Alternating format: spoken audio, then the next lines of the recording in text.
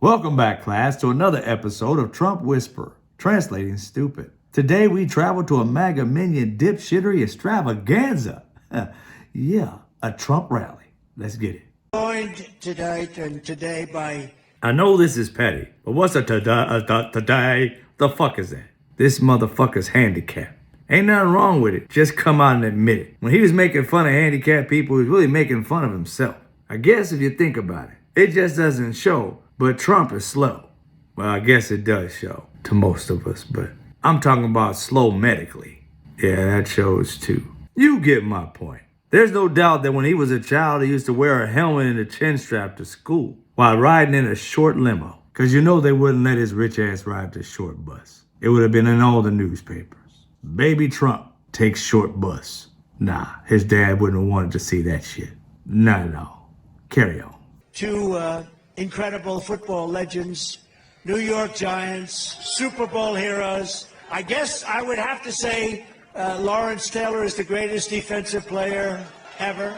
I'm a little prejudiced, but I would say that. All right, let's put on our Imaginary Stoopid Goggles so we can translate what this dipshit just said. He just said, I guess I have to say. Why do you have to guess? Well, the reason why he has to guess is because he don't believe what he's about to say. He pre-read it and realized, I don't believe this shit, but I guess I have to say it in order for these black motherfuckers to come up here and support me and make me look like I give a fuck about black people. That's what he just said.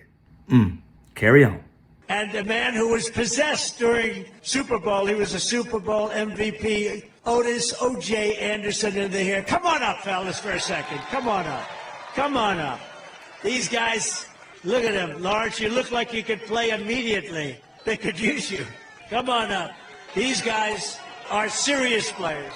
So what is Donald Trump doing right here? He's trying to gas up some geriatric NFL players as if they can play against young people today, making them feel so good about themselves in front of a boatload of white MAGA people, introducing them to the two black people that we didn't know supported Trump. We'll find out who these two are in a hot second, but let's listen to what they got to say.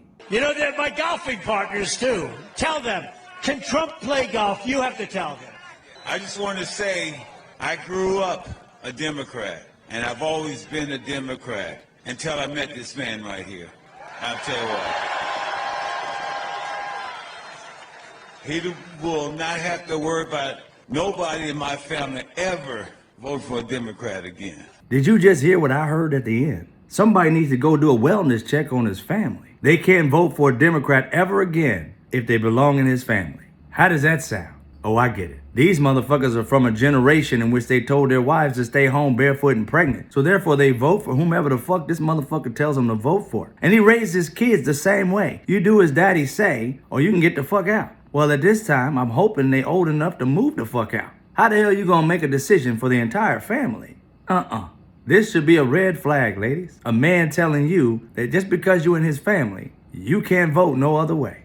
And one other thing, isn't it the Republican Party, you know, the conservatives? When George Floyd was murdered, they was looking into his history, trying to find out, like, who the hell is this dude? He's a bad guy, trying to convict him for shit that he had been charged for in the past and actually paid for. But for some reason, these motherfuckers have no problem bringing criminals on the stage to support them because they know Democrats ain't gonna look into their past, except for this motherfucker. They have no idea who that black man is, but as long as that white man validated him, they won't look into his past and find out that he too is a degenerate. Let's look into it and see what he has done in his past. It appears Lawrence Taylor retired from football a few years after he was caught using cocaine and crack.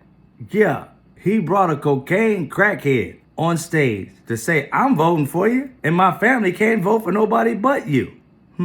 But that's not all. There's more. 3 years later, he was arrested for buying crack. This man's just crackalicious, huh? But that's not it. There's more. He made news in 2009 after leaving the scene of an accident. But there's more. And in 2010, he was charged with rape and trying to solicit prostitution from a minor. Sounds like Trump. He was accused of a 13-year-old that he had sex with. It's kind of weird that Donald Trump has surrounded himself with pedos. Lawrence Taylor, his golf buddy, pedo in crime, right? Jeffrey Epstein, pedo in crime, dancing with him. It appears that Trump likes pedos.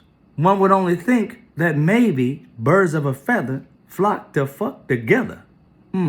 But that's not all. There's more. In 2011, he pled guilty to the crime of soliciting a prostitute that was underage, and he was placed on the registered sex offenders list. But that's not all. There's more. In 2021, he was arrested again and let out on a $500 bail because he moved and didn't let anybody know his address change, that he was a registered sex offender in a new location. Now don't you go thinking, that's all I got. No, I'm the Trump whisperer. Also, I love facts. So I had to go find Lawrence Taylor actually speaking at the company that the other black guy is supporting. And you'll find out about that one in a hot second. Let's listen. Take the floor, Lawrence.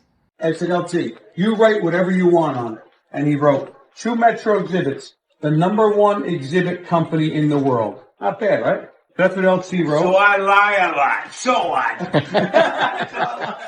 We know. Now let's go listen to Otis and what he had to say. Don't you just love that guy? Don't you just love that guy? I tell you, it has been a very exciting day. You guys, not one person left here. He said not one person left here. That would be right because thousands left. Think I'm joking? Watch this. So I was in New Hampshire and he was playing. He's like totally it's called Trump derangement syndrome. You're still here yelling and screaming. So my word is Wildwood, are you in the house? Now I can't hear you. Wildwood, are you in the house? Thank you guys for all your support. And how about the great shout out for Metro Exhibit, baby? We made it all happen. All because of you. Thank you. Great guys, two great guys. Look at OJ. How would you like to have to tackle this guy? They are great people. I gotta say, I like Otis's hustle. He said, don't you just love this guy? You don't know who he's talking about. He could be talking about his friend who he brought up, which that's more than likely since he's the one who just got off stage, or Donald Trump. But he left it open. Nor did he say anything about Donald Trump in a positive sense. He literally promoted a company. Metro, what it was. That's right, Metro Exhibits. So I had to figure out what the hell is this company? And lo and behold, Otis Anderson was the VP of Business Development at Metro Exhibits. He ended up leaving and starting First Team Marketing Group. Guess with who? Yeah, Lawrence Taylor and Otis Anderson are partners in this First Team Marketing Group. So they were promoting their company. But what I like about Otis, he never supported Trump. Lawrence did. Gotta love it. Reverse griftology. He got on stage to promote his company. He said shit about Donald Trump. Although Donald Trump thought he got up there to promote him. And then as he left the stage, oh, what about Otis? Yeah, Otis just fucked you. He didn't get up there and support you, bro. He got up there and said, hey, check out my company. We work with anybody. Dipshits and all. We make it happen. Come on over to Metro Exhibits. It was a free commercial for him. Kudos. Otis Anderson, kudos. All right, let's get to the last part of it. Donald Trump giving him credit at the end. Look at my black people as they leave. It's basically what he was saying. But that one black person, he got himself freed from the plantation. He didn't support you. He promoted himself on your platform for free. Yeah. Gotta love it. Gotta love it. All right now, take off your imaginary stupid goggles before you shit yourself. Let's continue.